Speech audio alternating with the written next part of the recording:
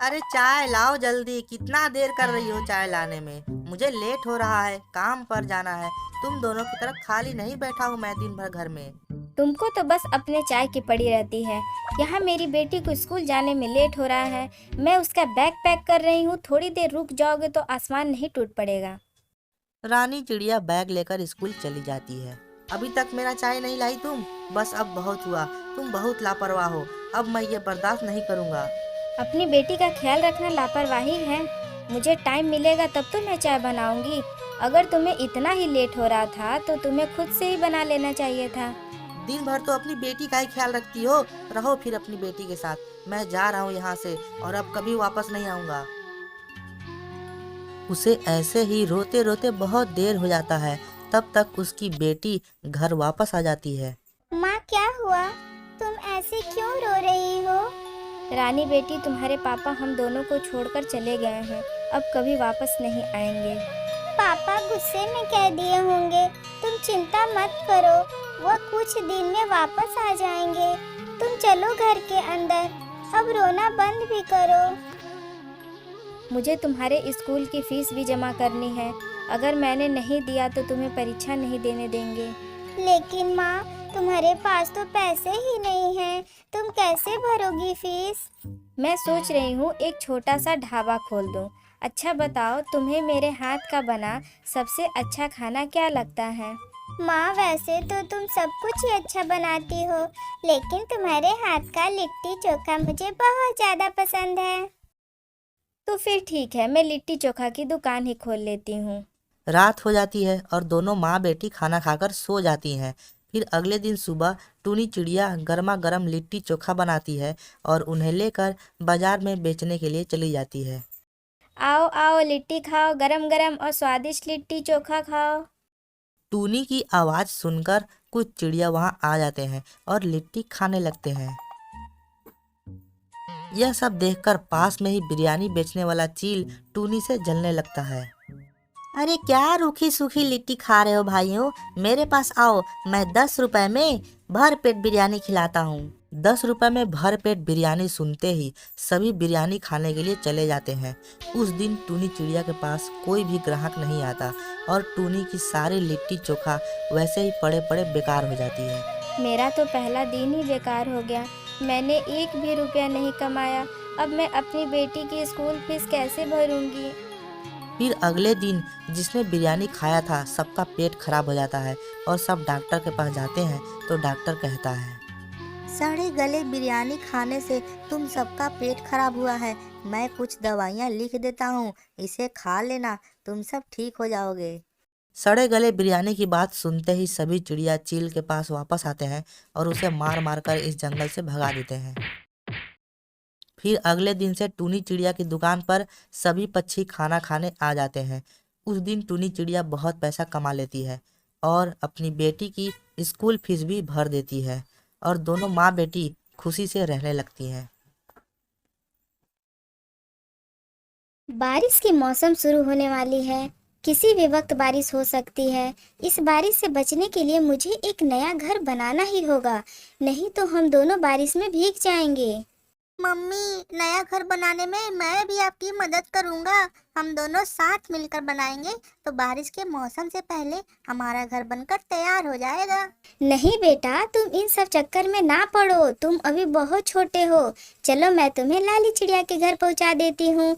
तुम वहीं पर रहना, जब तक घर न बन जाए, तब मैं तुम्हें ले आऊंगी। फिर टूनी चिड़िया अपने बेटे शिवा को लेकर लाली चिड़िया के घर चली जाती है। लाली चिड़िया, मेरे बेटे को तुम कुछ दिन के लिए अपने पास ही रखो। जब मेरा घर बन जाएगा तब मैं अपने बेटे को ले जाऊंगी। ठीक है टूनी चिड़िया, तुम चिंता मत करो। मैं तुम्हारे बेटे को बिल्कुल अपने बेटे की तरह रखूंगी, उसका पूरा ख्याल रखूंगी। तुम जाओ और अपना घर बनाओ। फिर टूनी चिड़िया अपना घर बनाने के लिए जंगल में लकड़ी लेने के लिए चली जाती है। यह लकड़ी तो बहुत ही मजबूत दिख रही है। मेरे घर के लिए इससे अच्छी लकड़ी नहीं मिलेगा।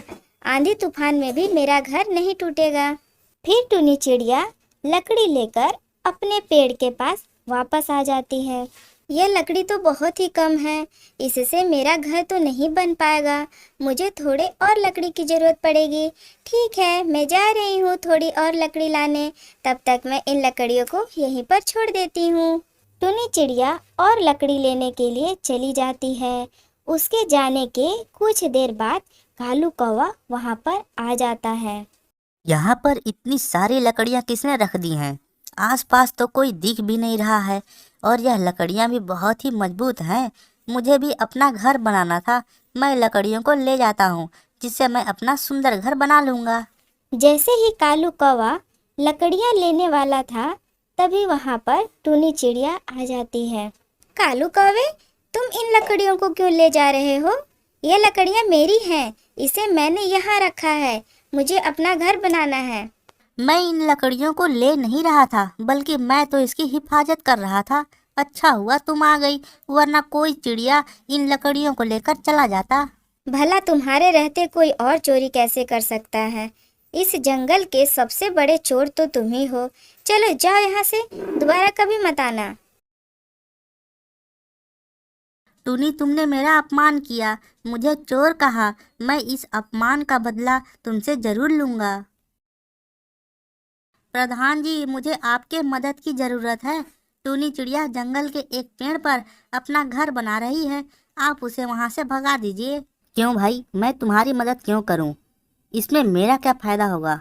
आप मेरा पुराना वाला घर ले लीजिएगा। ठीक है, फिर चलो अभी टूनी चिड़िया को भगा देता हूँ। उसे भगाना तो मेरे बाएं हाथ का खेल है।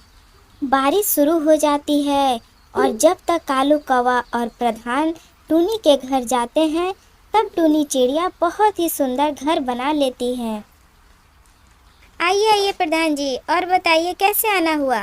टूनी चिड़िया, तुमने किससे पूछकर इस पेड़ पर घर बनाया है?